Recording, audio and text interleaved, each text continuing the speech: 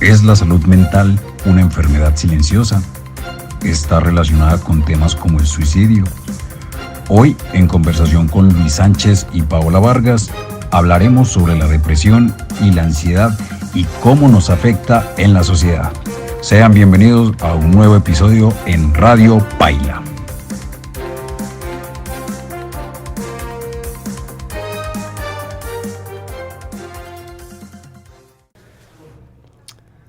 Bienvenidos, mis queridos oyentes, a una emisión más de Radio Paila, la radio donde cada día estamos más jodidos, estamos más de la verga. Mi nombre es Luis Fernando Sánchez y hoy vamos a hablar sobre un producto que enriquece económicamente a las EPS de este país. Así es, vamos a hablar de la salud mental. Recordemos que la salud aquí en Colombia es una empresa que trata a los seres humanos como clientes y de vez en cuando uno tiene mucha plata o se gana el baloto, lo pueden tratar a uno como persona. Nuestro producto estrella, nuestro producto base, ¿cuál va a ser? Será la ansiedad y la depresión. Vamos a empezar con lo técnico, con lo desagradable, pues con lo que la mayoría de los oyentes no le presta mucha atención y son las cifras. Así que empezamos. En Colombia los trastornos de ansiedad son de mayor prevalencia, cosa que no es sorprendente, que al igual que otros trastornos mentales. El 19.3% de la población entre los 18 y 65 años de edad reporta haber tenido alguna vez en la vida un trastorno de ansiedad. Entre estos, el 21.8% se da en mujeres. Y dentro de los trastornos de ansiedad, la fobia especifica en el mayor de las prevalencias de vida, con un 13.9 tanto en mujeres como en hombres, seguido por la fobia social, o sea, por tenerle miedo a relacionarse con los demás seres humanos, que es similar a ambos géneros con un 5% de prevalencia de vida. Bueno, ¿qué causas tiene la ansiedad? La ansiedad tiene 3 causas. Biológica, que quiere decir que tus ancestros cruzaron genes dañinos y este fue el resultado, una vida de desgracias. Mentiras. La segunda es psicológica, que se debe a algún trauma, ya sea en la juventud, infancia. Y lo social, que es cómo nos relacionamos con los demás. Si hubo algún problemita ahí, alguna discusión temprana que hizo que a la hora de comunicarnos se nos alerte el cerebro y nos produzca esta enfermedad. Para explicar mejor los resultados, vamos a traer a un invitado, un personaje que me gusta mucho traer a estas emisiones de radio para hablarlo de una manera más sarcástica y que de esta forma se pueda aprender mejor, que quede ahí grabadito en nuestros cerebros. Con ustedes, el presentador de televisión. Hola, ¿está en la inmunda y tiene constantes estados de ánimo bajo? ¿Tiene fatiga, cansancio, falta de energía, aislamiento social? Pues le tengo el análisis. Usted sufre de ansiedad. Todos esos pensamientos negativos, las faltas de interés en las actividades que antes disfrutaba y esa pérdida o disminución del deseo sexual, todo indica que usted tiene ansiedad. Así es, muchísimas gracias por esa hermosa información. Continuando con nuestro informe, se debe hablar de los antecedentes de la ansiedad. Antes del siglo XIX, esta se conocía como un trastorno. Sin embargo, puede que no sea del todo cierto, que la ansiedad sea una construcción relativamente reciente de este siglo, porque digamos que no hay una base sólida que fundamente en qué año, día y fecha se construyó o se definió lo que es la ansiedad. ¿Y qué es la ansiedad? Hubiéramos empezado por ahí, pero no, dejémoslo para el final. Es un mecanismo de defensa natural que su organismo enfrenta a estímulos externos o internos, que son percibidos por el individuo como amenazas o peligros. Es decir, vas a presentar un examen, ¿cierto?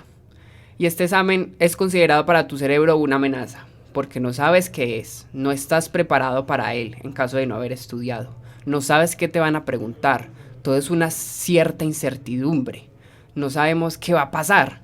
Entonces ahí es donde tu cerebro estalla y dicen, esto es una amenaza para mí. Y ahí es donde se produce lo que es la ansiedad.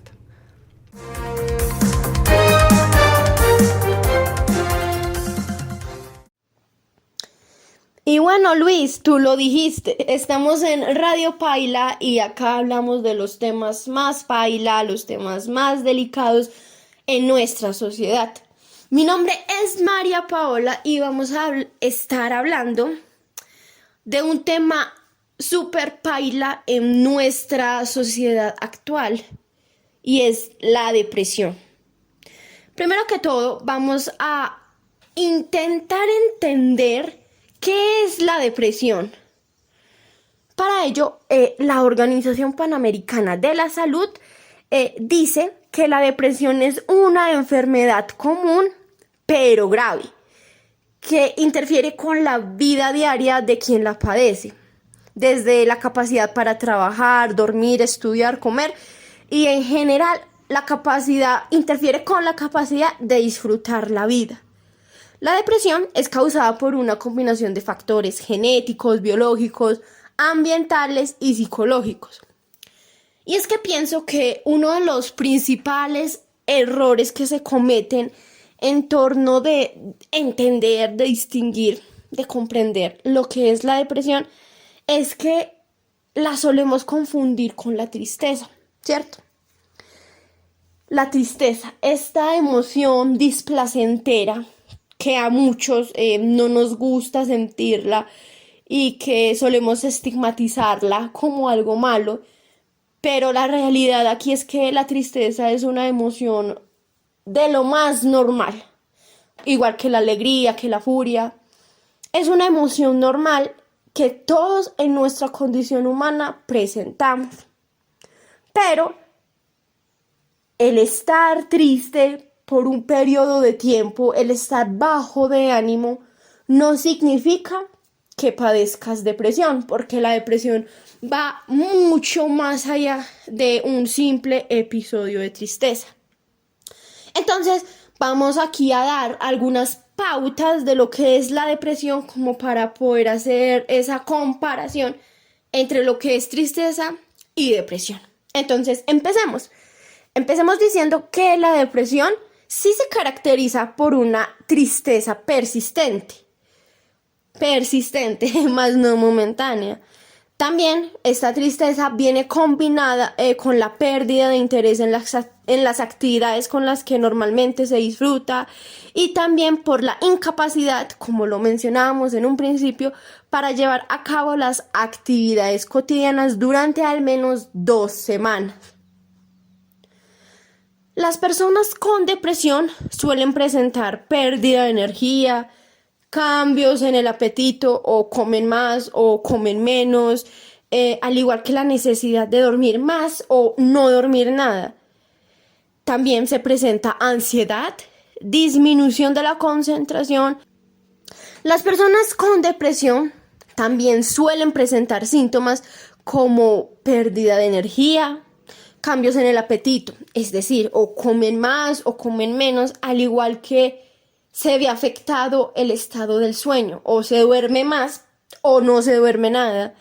También se presentan episodios ansiosos, disminución en la concentración, además de los sentimientos de culpa, desesperanza y actos de autolesión o el suicidio, que es otro tema paila. La depresión, digámoslo, no es un signo de debilidad. Tú, querido oyente, que me estás escuchando y sientes que los síntomas que acabé de mencionar los vives, los sientes, déjame decirte que no es signo de que eres una persona débil. Por lo contrario, la depresión, al igual que la ansiedad, se puede tratar, ya sea con terapia, con medicación, que es un tema al cual también se le tiene un estigma gigante. Y lo más adecuado sería una combinación de ambas, terapia con medicación. Lo digo por experiencia propia. Pero antes de pasar a los testimonios, hablemos un poco de datos para que podamos comprender la dimensión de lo que es la depresión en el mundo. Y como lo digo yo, la depresión es una enfermedad silenciosa porque puede estar afectando a la persona más cercana de nuestro círculo y no nos vamos a dar cuenta. Entonces es una enfermedad silenciosa porque a pesar de que una persona ría, sea sociable, se muestre feliz, por dentro puede estar viviendo una cosa totalmente diferente. Entonces es un asunto complicado. Entonces vamos, la depresión, como lo hablamos, es un trastorno mental común y se estima que en todo el mundo el 5% de los adultos padecen de depresión. La depresión afecta más a las mujeres que a los hombres. Y como lo dijimos, la depresión sí es real y puede llevar al suicidio. Es una cuestión que puede llevar a las personas a sentirse tan desesperanzadas y sin motivación que el único camino o el único refugio que encuentran es en la muerte. Algo que olvidaba es que estos datos vienen por parte de la Organización Mundial de la Salud.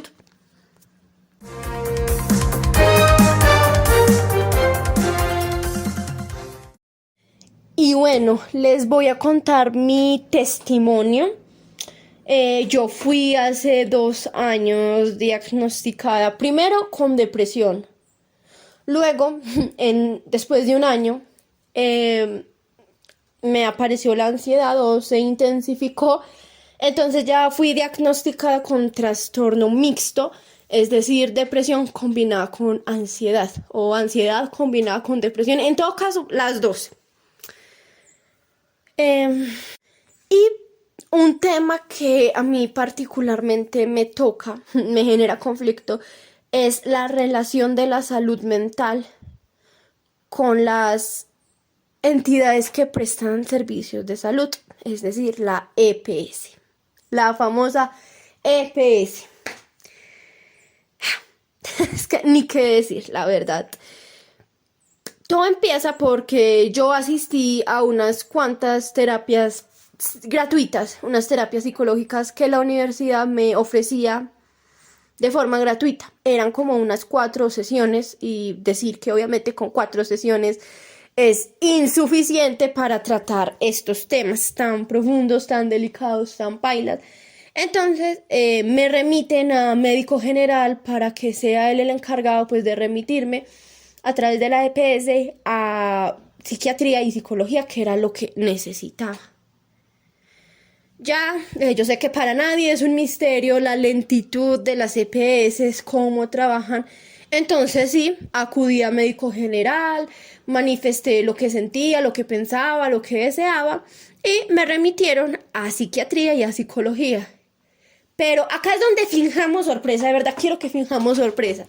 La cita me la dieron para dentro de 3 meses. O sea, eran 3 meses donde yo no sabía qué hacer porque estaba como en el limbo, tratando yo sola lo que eran los síntomas de la ansiedad más que todo. Y entonces esperar. Y, o sea, es algo que es la triste y la dura realidad de muchas personas en el país. Esperar 3 meses o más para poder ser atendido por un especialista en salud mental. Pero bueno, saqué fuerzas de donde no sé, pero las saqué. Y esperé los 3 meses y acudí a mis citas con psiquiatría y psicología. Y pues lógicamente me recetaron medicamento. Me recetaron paroxetina, que para quienes la conocen es una pastillita un poquito fuerte.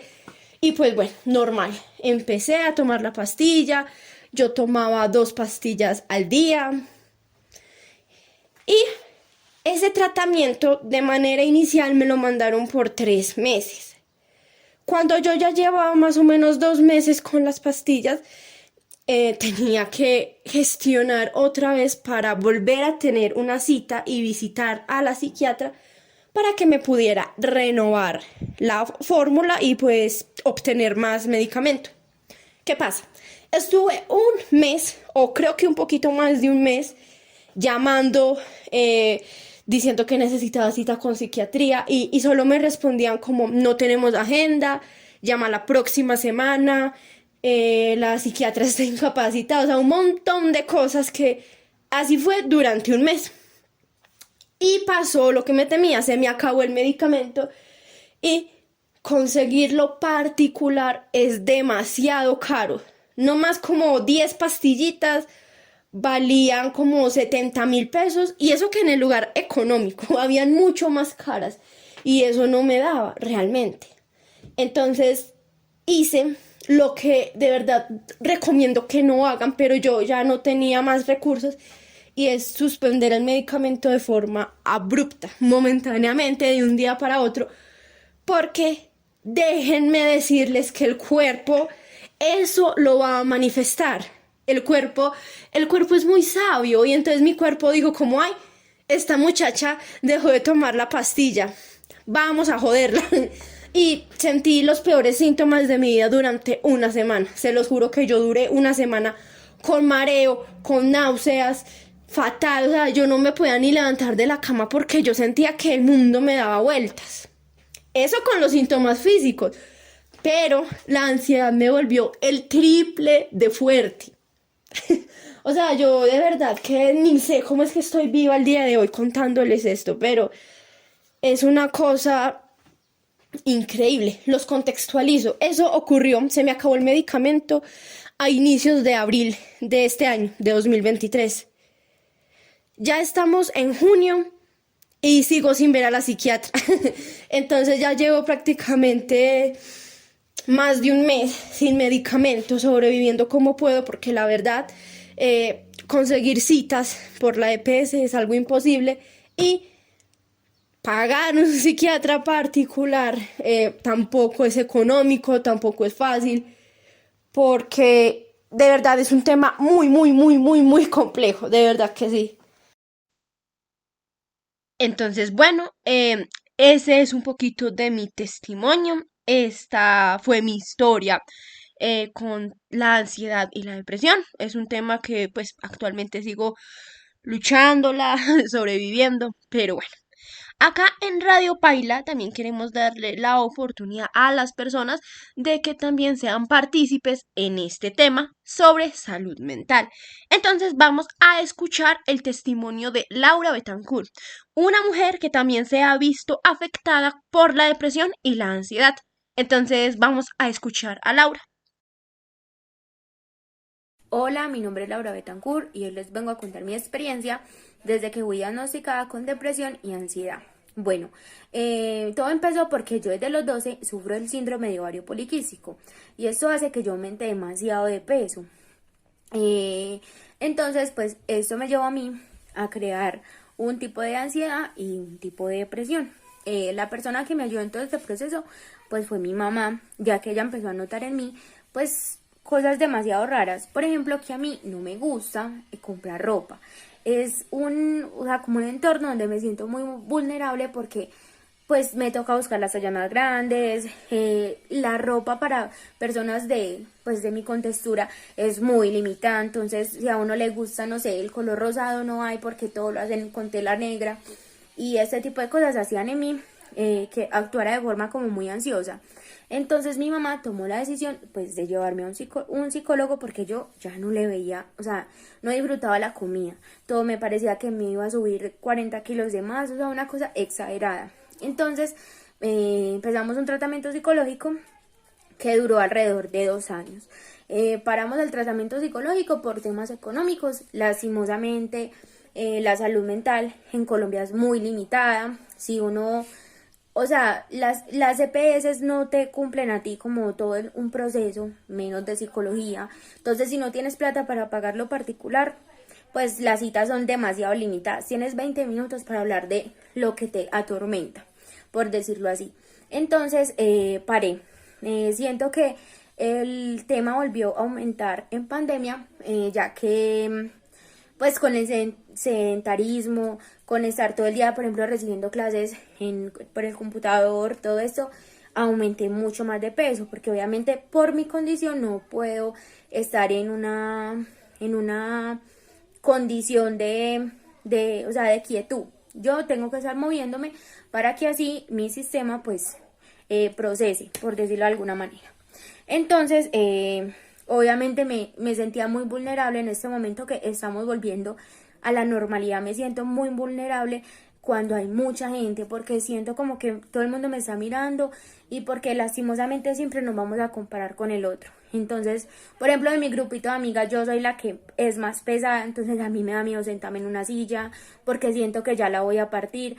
Entonces, la verdad, volver a presencialidad, volver a la normalidad, para mí ha sido un tema bastante complicado y bastante difícil, pero siento obviamente en este momento que sí necesito otra ayuda, que lastimosamente, lo repito, en Colombia es algo demasiado difícil y demasiado complicado. Pero bueno, el tema de salud mental me parece exageradamente importante, ya que siento que mi mayor ayuda ha sido yo misma y mi mamá, porque yo digo, bueno, no me puedo estancar, no puedo quedarme todo el día echada en la cama pensando en qué va a decir el vecino por mi peso, sino que tengo que salir yo adelante. O sea, mi psicólogo, la verdad, he sido yo misma tratando de darme apoyo y darme como esa moral que necesito. Pero sí, el tema de la salud mental es algo exageradamente importante que todos deberíamos de recibir una guía especializada para estos tipos de temas.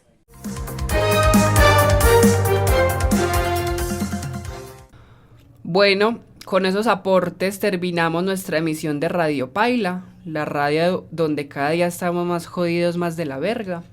Esperemos que les haya gustado a nuestros queridos oyentes. Y los esperamos en un nuevo capítulo con un nuevo tema en Radio Paila, la radio donde tocamos los temas más paila.